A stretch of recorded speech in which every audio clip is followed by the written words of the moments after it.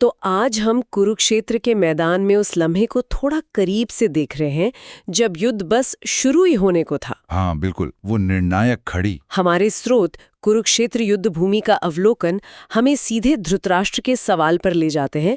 वो संजय से पूछते हैं, संजय, धर्मक्षेत्र कुरुक्षेत्र में इकट्ठे होकर मेरे और पांडु के बेटों ने क्या किया? सही कहा। और यहीं से वो सारा मनोवैज्ञानिक ड्रामा, वो तनाव शुरू होता है। दोनों सेनाएं तैयार हैं, बड़े बड़े योद्धा अपनी अपनी जगह पर। स्रोत बताते हैं कि माहौल एकदम तनाव से भरा हुआ था। बिल्कुल, जैसे तूफान से पहले की शांति होती है ना, वैसी कुछ स्थिति थी। और इसी माहौल में दुर्योधन पांडव सेना को देखकर अपने गुरु द्रोणाचार्य के पास जाते हैं। ये थोड़ा अजीब नहीं लगता, युद्ध शुरू होने से ठीक पहले? हाँ, ये सिर्फ सैन्य निरीक्षण नहीं है, इसमें एक मनोवैज्ञानिक पहलू भी है। संजय बताते हैं कि दुर्योधन कैसे द्रोण से कहते हैं, आचार्य देखिए, आपके बुद्धिमान शिष्य द्रुपद के बेटे ने पांडवों की सेना को कैसे व्यूह में खड़ा किया है। आपके शिष्य पर जोर देकर। एग्जैक्टली। फिर वो पांडव सेना के योद्धाओं के नाम गिनवाते हैं, भीम और अर्जुन जैसे महारथी, फिर युयुधान, विराट, द्रुपद, दृष्टकेतु, चेकितान, काशीराज, पुरुजीत, कुंतीभोज, शैब्य। ये सिर्फ नाम नहीं ले रहे हैं, वो शायद द्रोण को याद दिला रहे हैं कि ये सब कौन है। हाँ, और शायद उनकी निष्ठा को भी टटोल रहे हों। फिर वो युधामन्यु, उत्तमोजा, सुभद्रा के पुत्र अभिमन्यु, द्रौपदी के पुत्रों का भी जिक्र करते हैं। वो दिखा रहे हैं कि सामने वाली सेना कितनी शक्तिशाली है। अच्छा, पहले विरोधी की ताकत बताई, फिर अपनी सेना की बात की होगी। बिल्कुल। फिर वो कहते हैं कि हमारी सेना में भी सर्वश्रेष्ठ वीर हैं। आपका नाम लेते हैं, द्रोण का, फिर भीष्म, कर्ण, कृपाचार्य, अश्वत्थामा, विकर्ण, भूरिश्रवा। बड़े बड़े नाम। हाँ, और कहते हैं कि ऐसे और भी बहुत से वीर हैं जो मेरे लिए जान देने को तैयार हैं। सब युद्ध कला में माहिर हैं, अलग अलग हथियारों से लैस। और फिर वो तुलना करते हैं ना? हाँ, वो अपनी सेना की ताकत को अपरिमेय बताते हैं, मतलब जिसकी कोई सीमा न हो, क्योंकि उसकी रक्षा भीष्म कर रहे हैं। और पांडवों की सेना वो सीमित है, क्योंकि उसकी रक्षा भीम कर रहे हैं। ये आत्मविश्वास है या शायद डर को छुपाने की कोशिश? कहना मुश्किल है, शायद दोनों का मिला-जुला रूप हो। पर वो तुरंत सबसे कहते हैं कि सब अपनी अपनी जगहों से भीष्म पितामह की ही सहायता करें। और इसी के बाद युद्ध का बिगुल बजता है, शंखनाद। हाँ, सबसे पहले भीष्म, कुरुओं में सबसे वृद्ध, सबसे सम्मानित, वो अपना शंख बजाते हैं सिंह गर्जना की तरह। कहते हैं इससे दुर्योधन को बड़ी खुशी हुई। अच्छा। फिर तो जैसे बाढ़ आ गई। कौरव सेना के शंख, नगाड़े, ढोल, तुरहियां सब एक साथ बज उठे। भयंकर शोर हुआ होगा। और पांडवों की तरफ से? उधर से भी जवाब आया। सबसे पहले भगवान कृष्ण ने अपना 5 जन्य शंख बजाया। फिर अर्जुन ने अपना देवदत्त। फिर भीम ने अपना भयानक शंख पौंड्र फूका। राजा युधिष्ठिर ने अनंत विजय। नकुल ने सुघोष और सहदेव ने मणिपुष्पक। और बाकी योद्धाओं ने भी? हाँ, काशी के राजा शिखंडी, धृष्टद्युम्न, विराट, सात्यकी, द्रुपद, द्रौपदी के 5 पुत्र, सुभद्रा के पुत्र अभिमन्यु, सब ने अपने अपने शंख बजाया। इसका असर क्या हुआ? स्रोत बताते हैं कि उस भयंकर ध्वनि से आकाश और पृथ्वी गूंज उठे। और धृतराष्ट्र के पुत्रों के हृदय वो विदीर्ण हो गए, मतलब उनका हौसला टूट गया। ये आवाज सिर्फ आवाज नहीं थी, ये एक मनोवैज्ञानिक हमला भी था। अब कहानी का फोकस अर्जुन पर आता है। वो तैयार हैं, रथ पर हनुमान का ध्वज लहरा रहा है। वो कृष्ण से कुछ कहते हैं। हाँ, वो अपना गांडीव धनुष उठाते हैं और कृष्ण से कहते हैं, मेरा रथ दोनों सेनाओं के बीच में ले चलिए। बीच में क्यों? ताकि मैं देख सकूं कि यहाँ कौन कौन लड़ने की इच्छा से आए हैं। इस युद्ध में दुर्योधन का भला चाहने वाले कौन कौन योद्धा हैं।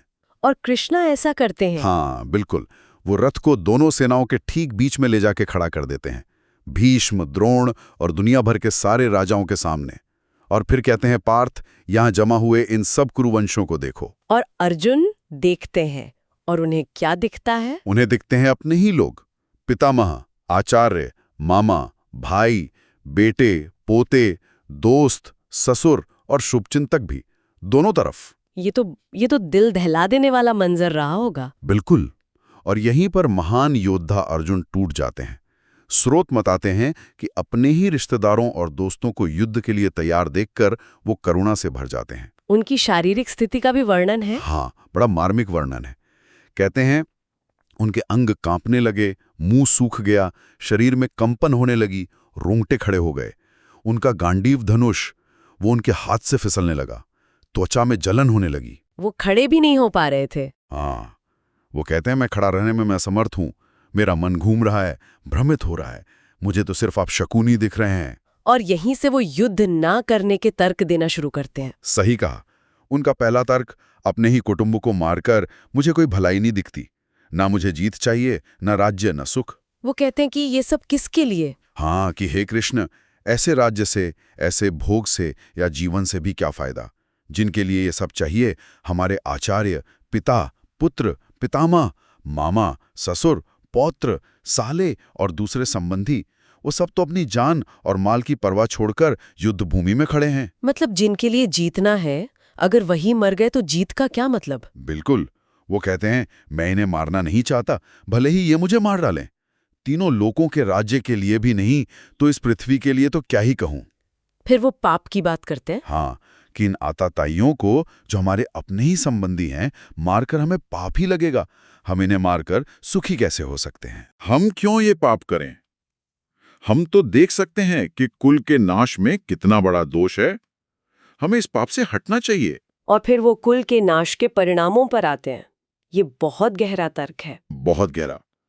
वो कहते हैं कि कुल का नाश होने से जो सनातन कुल धर्म है, जो परिवार की परंपराएं, नैतिक नियम है, वो नष्ट हो जाते हैं। और जब धर्म नष्ट होता है तो अधर्म फैलता है। और अधर्म फैलने का नतीजा? कुल की स्त्रियां दूषित हो जाती हैं, और जब स्त्रियां दूषित होती हैं तो वर्ण संकर संतानें पैदा होती हैं। वर्ण संकर मतलब? उस समय की सामाजिक मान्यताओं के अनुसार अवांछित संतानें। हाँ, ऐसी संतानें जो कुल को और कुल का नाश करने वालों को दोनों को नरक में ले जाती हैं। क्योंकि पितरों को पिंडदान और जल मिलना बंद हो जाता है तो पितरों का भी पतन हो जाता है। ये तो बहुत दूरगामी परिणाम बता रहे हैं अर्जुन। बिल्कुल। वो कहते हैं कि इन वर्ण संकर पैदा करने वाले दोषों से, कुल घातीम के कर्मों से जाति, धर्म और कुल धर्म सब नष्ट हो जाते हैं। और हमने सुना है कि जिन मनुष्यों के कुल धर्म नष्ट हो जाते हैं, उन्हें अनिश्चित काल तक नरक में वास करना पड़ता है। वो खुद को कोसते भी हैं। हाँ, वो विलाप करते हैं कि देखो कितने दुख की बात है कि हम लोग बुद्धिमान होकर भी राज्य और सुख के लालच में अपने ही स्वजनों को मारने के लिए तैयार हो गए हैं। ये कितना बड़ा पाप करने जा रहे हैं हम। यहाँ तक कि वो कहते हैं कि अगर धृतराष्ट्र के पुत्र मुझे शस्त्रहीन और सामना न करते हुए भी मार डाले तो वो मेरे लिए ज्यादा कल्याणकारी होगा। बहुत बड़ी बात कह दी उन्होंने। और अंत में संजय क्या बताते हैं धृतराष्ट्र को? संजय कहते हैं, रणभूमि में शोक से उद्विग्न मन वाले अर्जुन ऐसा कहकर बाण सहित धनुष को त्याग कर रथ के पिछले भाग में बैठ गए। तो युद्ध के मैदान पर सबसे बड़ा योद्धा अपने ही लोगों को सामने देखकर कर्तव्य और भावनाओं के ऐसे भयंकर द्वंद्व में फंस जाता है। हाँ, ये सिर्फ एक व्यक्ति का संकट नहीं, ये एक शाश्वत मानवीय धर्म संकट है कि कर्तव्य बड़ा है या रिश्ते, हिंसा का औचित्य क्या है। और यही विषाद, यही अर्जुन का टूटना आगे चलकर गीता के ज्ञान का आधार बनता है। बिल्कुल। इसी स्थिति से निकालने के लिए भगवान कृष्ण वो उपदेश देते हैं। ये वाकई सोचने वाली बात है। जब किसी का संकल्प, किसी योद्धा का दृढ़ निश्चय युद्ध से ठीक पहले अपने ही प्रियजनों को शत्रु के रूप में देखकर इस तरह डगमगा जाए तो क्या होता है?